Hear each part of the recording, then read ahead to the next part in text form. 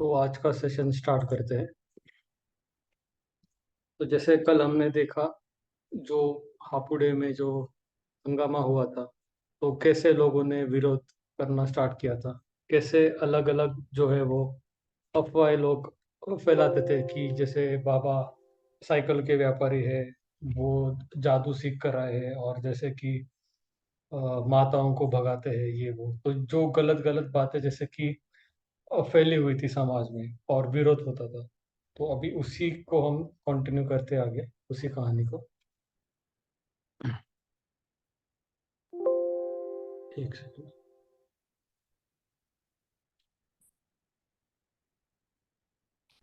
हाँ, तो इन्हीं वृत्तांतों में से एक का उल्लेख यहाँ करना अस्थानीय नहीं होगा। यह किस्सा सन 1961 का है। घटना का मुख्य स्थल हापुड़ा था। हापुड़ा में इसी ईश्वरीय विश्वविद्यालय का एक सेवा केंद्र था। अन्य केंद्रों की तरह वह भी स्थानीय लोगों के निमंत्रण पर खुला था। निमंत्रण देने वाले लोग स्वयं ही केंद्र की आर्थिक जिम्मेवारी को स्वेच्छा से निभाते थे। केंद्र पर आने वाले सभी लोग, चाहे वो बालक थे या वृद्ध अवस्था के थे, स्वयं को ईश्वरीय विद्या का विद्यार्थी और योगाभ्यासी मानते थे। तो जैसे ये बाबा के जो सेंटर्स है, ये जैसे कि फंडेड नहीं होते, जैसे कि कोई उनको उनकी ऑर्गेनाइजेशन जैसे उनको पैसे नहीं मिलते। ये जो जो भी बाबा के बच्चे हैं, चाहे वो उसकी एज चाहे छोटी हो चाहे वो बूढ़ा हो, तो जैसे उन्हों के द्वारा ही जो बाबा का जो स्थान है वो चलता है।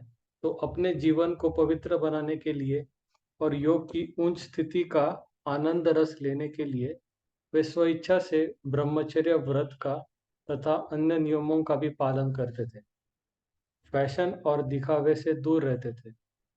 बाजार में बिकने वाली मिष्ठान अथवा विकारी लोगों द्वारा तमोगुनी स्थिति में बनाए गए भोजन का परहेज करते थे, और श- और विकारों को अपने साधना पथ के शत्रु मानकर उस पर विजय पाने के श्रेष्ठ पुरुषार्थ में लगे हुए थे। उन लोगों में से कुछ ऐसे व्यक्ति थे जो अपनी पत्नी व अपने बच्चों सहित केंद्र पर आते थे, और कुछ ऐसी महिलाएं भी थी जिसके पति अथवा कुटुंब के अन्य सदस्य या तो इस कारण नहीं आते थे कि वे अधिक व्यस्त थे, या इसलिए नहीं आते थे कि उनमें रुचि न थी, अथवा वे ब्रह्मचर्य के पालन को अपने लिए बहुत ही कठिन समझकर इस पथ पर चलने में स्वयं को असमर्थ मानते थे। आने वाली महिलाओं में ऐसी भी महिलाएं थी जिन्होंने किसी स्कूल या कॉलेज में कोई उच्च शिक्षा नहीं ली थी, परंतु निर्संदेह उनमें व्यवहारिक बुद्धि तो थी ही।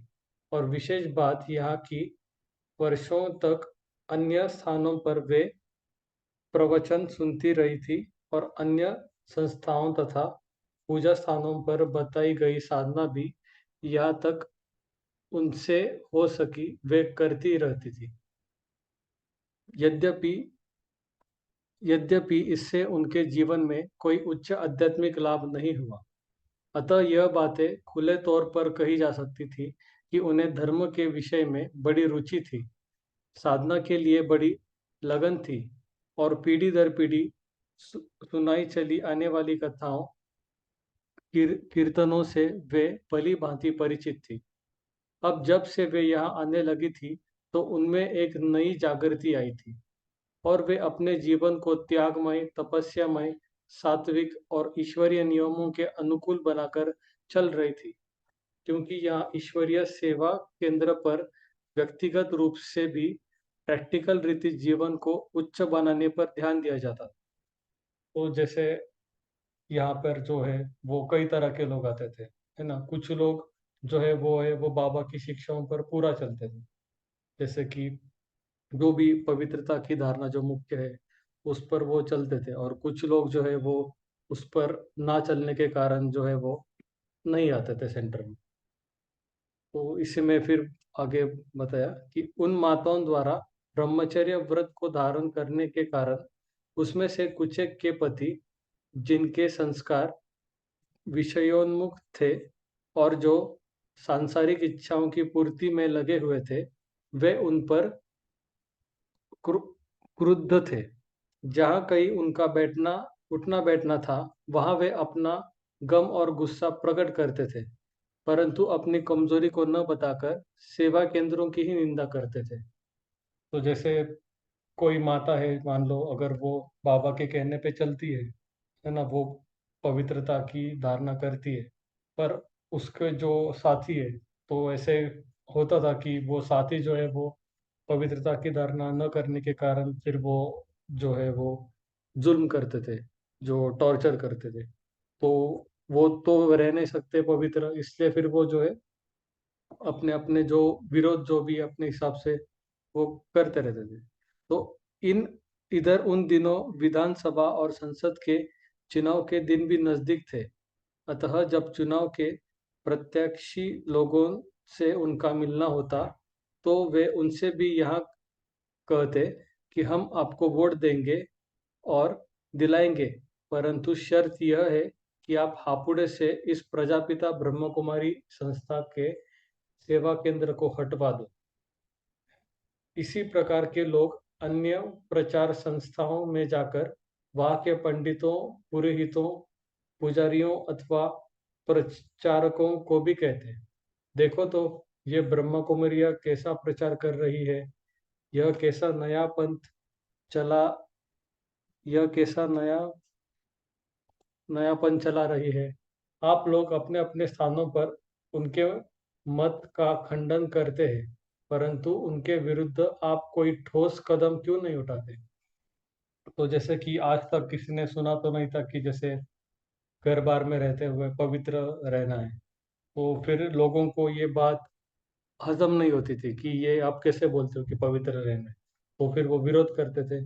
तो आप लोग इनके विरुद्ध कुछ करेंगे तो हम आपको पूरा पूरा सहयोग देंगे। तो फिर जो भी बड़े बड़े पार्टीज है, जो भी उस वक्त जो इलेक्शन में जीतना चाहते थे, तो फिर वो उनको जैसे कि ऑफर देते थे कि आप इनको विरोध करो तो फिर हम आपको वोट देंगे। वह पंडित और पुजारी वर्ग के लोग तो पहले से ही ये चाहते थे कि इस ईश्वरीय विश्वविद्यालय के विरुद्ध बड़े पैमाने पर कुछ किया जाए, क्योंकि उनके अपने शिष्य वर्गों में से ही नर नारी अब ब्रह्म कुमारी सेवा केंद्रों पर जाने लगे थे। उनके मन में तो इस ईश्वरीय विश्वविद्यालय के विरुद्ध ईर्ष्या भी थी और घृणा भी, क्योंकि उनके कई शिष्य उनके पास जाकर कहते कि ब्रह्मा कुमारियां प्रैक्टिकल जीवन के लिए कोई पुस्तक पढ़े बिना ही अपने अनुभव के आधार पर बहुत सरलता एवं मधुरता से अच्छी शिक्षा देती है और योग भी सिखाती है। आप भी योग सिखाइए। तो तो जैसे कि जो भी है वो, जो भी बाबा के कहने पे चलते थे, तो जैसे नए नए बच्चे आते थे, तो फिर अगर उनको ये अच्छा लगता था ज्ञान योग, तो फिर वो जैसे कि औरों को भी सुनाते थे। और इसकी वजह से कुछ अन्य संस्थाएं जो है वो जैसे कंपटीशन में आती थी, फिर वो घृणा करते थे, फिर वो विघ्न डालते थे। तो अन्य कई शिष्य उन्हें कहते, महाराज, ब्रह्मा कुमारियां तो कहती है कि आत्मा निर्लेप नहीं है और परमात्मा सर्वव्यापी भी नहीं है, परंतु आप तो ऐसा मानते ही नहीं। आखिर सत्य क्या है।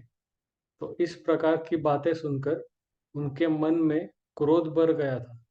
वे कहते थे वे कहते, ये कन्याएं माताएं भला क्या ज्ञान दे सकती है। इस प्रकार सभी एक दूसरे को भड़काने लगे और बढ़ा चढ़ाकर आग में क्रुद्ध और ईंधन डालने लगे। तो जैसे अपोजिशन तो बाबा के टाइम पे सभी बातों में था। जैसे कि पंडित लोग भी जो है वो जैसे उनकी जो है उनके फॉलोअर्स को अपने पास वो बने रहे, तो उसके लिए फिर वो ब्रह्मा कुमारी इसको अपोज करते थे, क्योंकि उनका ज्ञान और बाबा का ज्ञान तो अपोजिट था। और जो पॉलिटिक्स की पार्टियों से भी विघ्न पड़ते थे। और फिर जो है जो घर में भी अगर कोई ज्ञान में चल रहा है, कोई नहीं चल रहा है, तो उसमें भी विघ्न थे। अब जैसे अभी का अगर हम टाइम देखें, तो ऐसे ना तो हमको पॉलिटिक्स का कोई प्रेशर है, ना तो ऐसे बड़े विघन है जो उस टाइम पे उस लेवल के जो थे, जैसे किसी के युगल अगर ज्ञान में है और दूसरा ज्ञान में नहीं है, तो उस तरह के बड़े बड़े पेपर तो नहीं आते। अगर हम चाहे तो हम अपने लाइफ को डिसीजन खुद ले सकते हैं। तो उस टाइम पे जैसे ये हम कर नहीं सकते थे कि अगर कोई ज्ञान में है कोई नहीं है, तो समाज का भी बहुत विरोध होता था। अभी तो वैसे नहीं है। और ना ही जैसे कि सन्यासियों का कोई अपोजिशन है। तो अभी का जो है वो पुरुषार्थ उस टाइम के हिसाब से काफी आसान है। तो तो आगे इसमें पढ़ते, तो आखिर पुजारी और पुरोहित वर्ग, विभिन्न राजनीतिक दलों के नेतागण तथा वासनाओं की आपूर्ति के कारण असंतुष्ट लोग परस्पर मिल गए और उन्होंने एक समिति का गठन किया। राजनीतिक लोगों की आंख आने वाले चुनाव पर लगी थी और हर एक दल का नेता चाहता था कि उसका दल इस आंदोलन में सबसे आगे रहे, ताकि जनता ये मानने लगे कि यह पार्टी जो भी कार्य अपने हाथ में लेती है उसमें पूरी तरह से सक्रिय हो जाते हैं और उसे सफलता तक ले जाते हैं। इधर कुछ धार्मिक संस्थाएं, जिनके नियमों में खंडन मंथन भी एक मुख्य नियम है, उसके मंत्री इस विरोध कार्य में खूब बढ़ चढ़कर हिस्सा लेना चाहते, ताकि वे लोकप्रिय भी हो जाए, यश यश लाभ भी कर ले, और अगले वर्ष उनकी संस्था के सदस्य उन्हें फिर से मंत्री पद के लिए इस आधार पर निर्वाचन कर ले कि उन्होंने खंडन का खूब जोरदार कार्य किया। तो जैसे हर एक इसमें अपना अपना स्वार्थ जैसे कि उस टाइम पे ढूंढ रहा था कि कोई पार्टी को आगे बढ़ाने का स्वार्थ, कोई अपने फील्ड में जैसे कि कोई लॉ में है तो वो उसमें आगे बढ़ने का जो है वो पर्सनल मोटिव लेके वो आते थे। और जैसे कि फिर बाबा को तो सभी तरह से, बाबा के यज्ञ में सभी तरह से जैसे विघन ही विघन थे। तो अतः अब नगर में खूब ही विरोध का यह कार्य होने लगा और शहर में वातावरण में उत्तेजना पैदा कर दी गई। सार्वजनिक सभाएं होने लगी। उसके लिए माइक्रोफोन से चंपे चप्पे चप्पे पर घोषणाएं की गई। प्रस्ताव पास किए जाने लगे। सरकार को इस विषय में सख्त कार्रवाई करने के लिए सुझाव भी देने लगे। जनता को साथ देने के लिए कहा गया। नगर के असामाजिक, उपद्रवी और बदनाम व्यक्तियों को भी साथ मिला लिया गया। सेवा केंद्र के द्वार पर धरना दे दिया गया। वहां जोशीले युवकों को बिठा दिया गया और उन्हें सारा दिन नारे लगाते रहने के लिए कहा दिया गया। तो जो भी हम सोच सकते तो उससे भी, तो वो सारे विगन जो है तो उस टाइम पे थे कि जैसे कि जो भी जैसे गलत लोग जो है समाज में, जो जैसे मार पिटाई भी करेंगे, एंटी सोशल जो है, तो जैसे कि वो मार पिटाई भी करेंगे और प्रेशराइज भी करेंगे, है ना। तो वो सभी कार्य जो है वो इन बाबा के बच्चों पर होने लगा। और इसमें ऐसे भी नहीं कि सिर्फ जो है बड़े बड़े थे, तो बाबा के बच्चे तो सभी तरह के थे। कोई जैसे कि 10 साल का है, 12 साल का है, तो उसको उस तरह के विघ्न, जो जितना बड़ा है उसको उतने बड़े विघ्न, तो सब तरह से जो है अ, विघ्न पड़ते ही रहते। तो अब हुआ यह कि वह लोगों ने सेवा केंद्रों की बिजली काट दी, पानी को बंद कर दिया। जब जमादार को वहां सफाई पर जाने के लिए रोक दिया गया। उस मकान मालिक को यह कहकर डराया धमकाया और पीटा भी गया कि अगर वह ब्रह्म कुमारी बहनों को मकान खाली करने के लिए नोटिस नहीं देगा तो सारे शहर के लोग उसका बहिष्कार कर देंगे और वे उसके मकान को आग भी लगा देंगे। जबकि स्वयं उस मकान मालिक को की धर्मपत्नी भी नित्य प्रति इस सेवा केंद्र पर आकर धर्म लाभ लेती थी और खुद मकान मालिक को भी यह ज्ञान अच्छा लगता था, परंतु चूंकि वह शारीरिक रीति से दुर्लभ और वृद्ध था, तो उसके जीवन को हर लेने तक की उसको धमकी दी गई थी तथा उसको मारा पीटा भी गया था। इसलिए मजबूर होकर उसने मकान खाली करके यह नोटिस भी दे दिया। उसको आतंकित करके विरोधियों ने सेवा केंद्रों के द्वार को बाहर से ताला भी लगा दिया। तो जैसे बाहर से विरोध तो था ही, और घर वालों जो लैंडलॉर्ड जो है, घर मालिक, उसको भी पूरी तरह से जो लोगों ने वो है अपनी तरफ कर लिया, मानो उसको भी पूरा प्रेशराइज कर दिया कि इनसे जैसे मकान खाली कराओ। तो बताइए, कैसी राजनीति है, कैसा धर्म है, कैसा शिष्टाचार है, और कैसी सभ्यता है। भारत के संविधान में तो यह लिख दिया गया कि हर एक नागरिक को अपनी आस्था और अपनी धार्मिक मान्यताओं के आधार पर अपनी साधना करने का और अपने विचार खुले आम बताने का पूरा पूरा अधिकार है। परंतु स्वयं राजनीतिक दलों के नेता जो नगर पालिकाओं, विधानसभाओं अथवा संसद के सदस्य बनने के समय के शपथ ग्रहण करते हैं कि वे संविधान में पूर्ण विश्वास रखते हैं और कि वे उसका पालन करेंगे तथा उसकी रक्षा करेंगे। अब उन्हीं के ही नेतृत्व में लोगों ने बहनों एवं माताओं के नागरिक अधिकारों पर इस प्रकार की चोट की। तो जैसे जो लॉ था वो जैसे कि स्वार्थ के कारण जो फॉलो नहीं किया जाता था, जो भी है, जैसे हर एक को, जैसे फ्रीडम ऑफ स्पीच जिसको बोलते हैं, तो हर एक को हक है कि वो अपनी बात रख सके। लेकिन बाबा को तो इस बात से भी विरोध था कि वो जैसे कि अपना प्रचार नहीं कर पा रहे थे।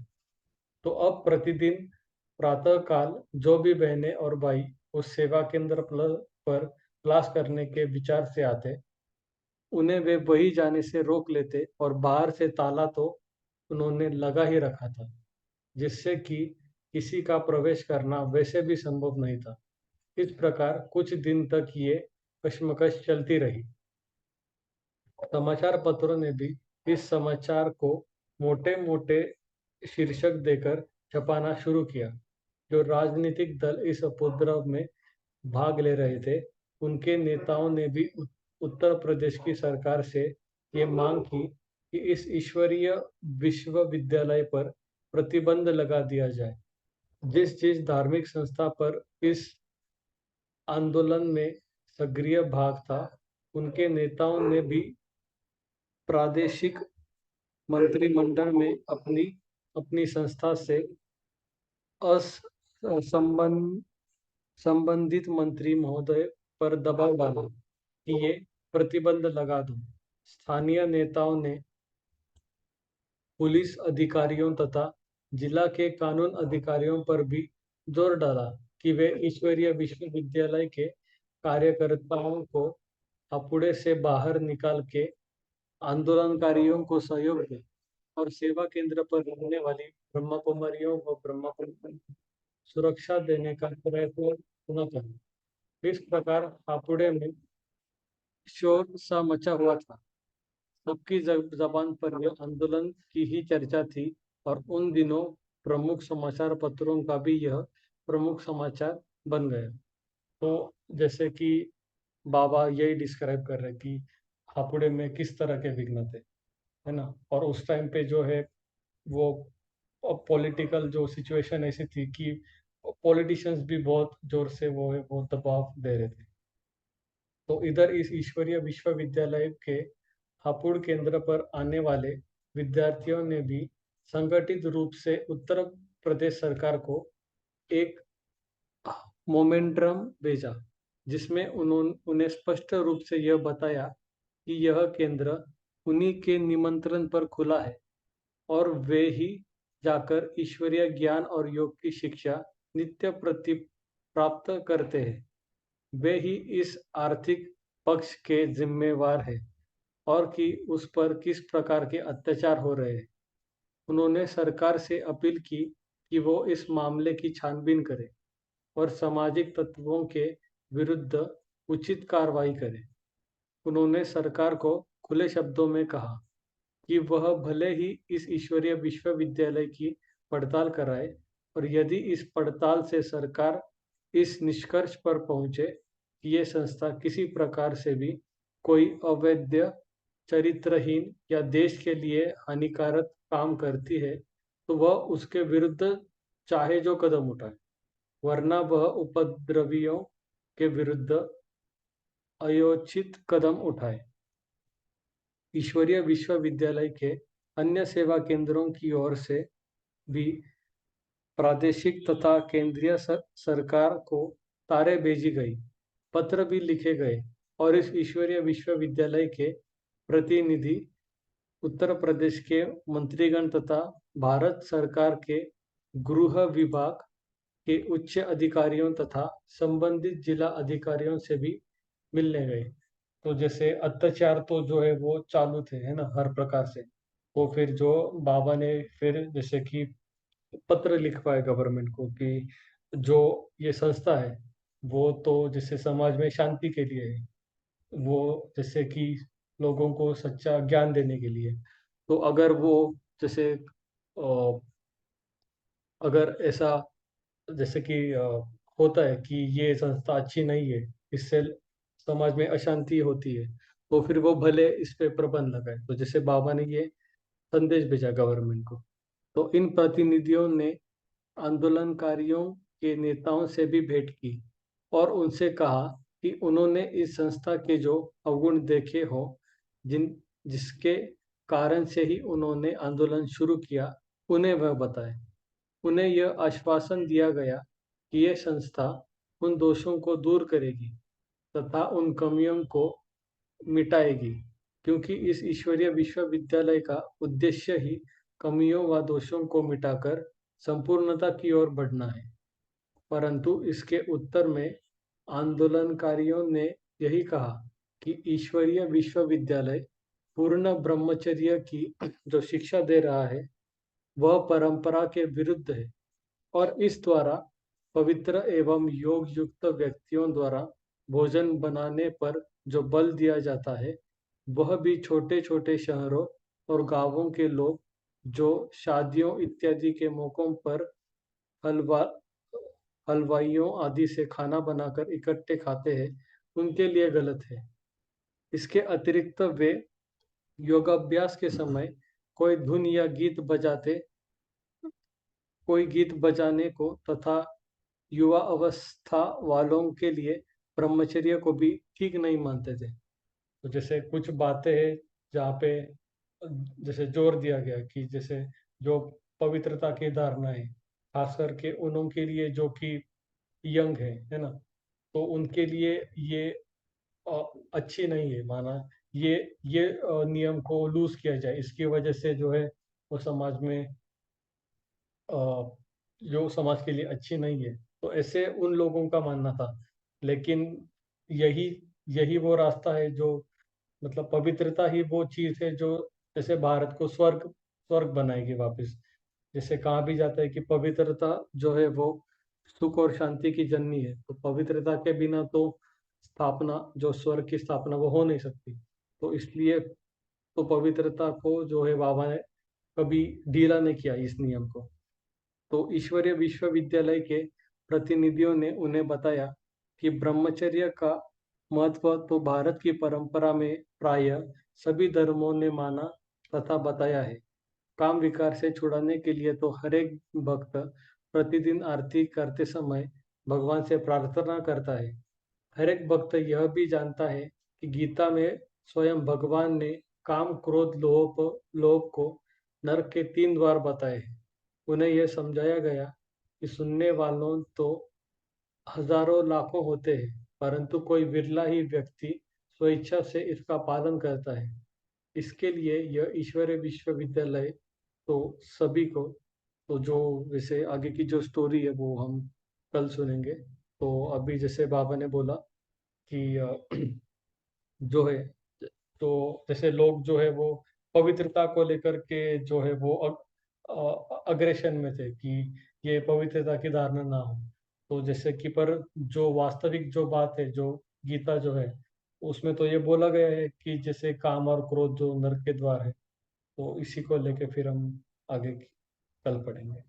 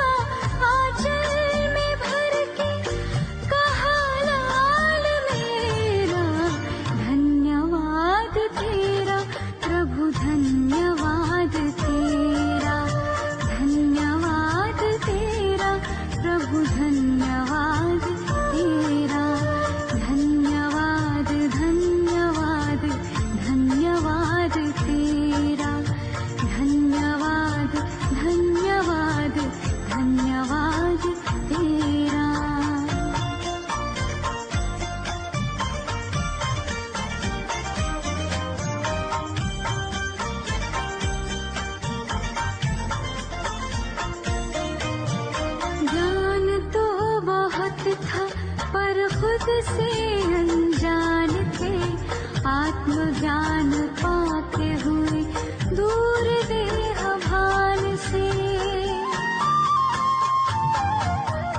ज्ञान तो बहुत था पर खुद से अनजान थे, आत्मज्ञान पाते हुए दूर देह भान से। सद्गुणों से कर दिया है श्रृंगार मेरा, धन्यवाद तेरा प्रभु, धन्यवाद तेरा, धन्यवाद तेरा प्रभु, धन्यवाद तेरा।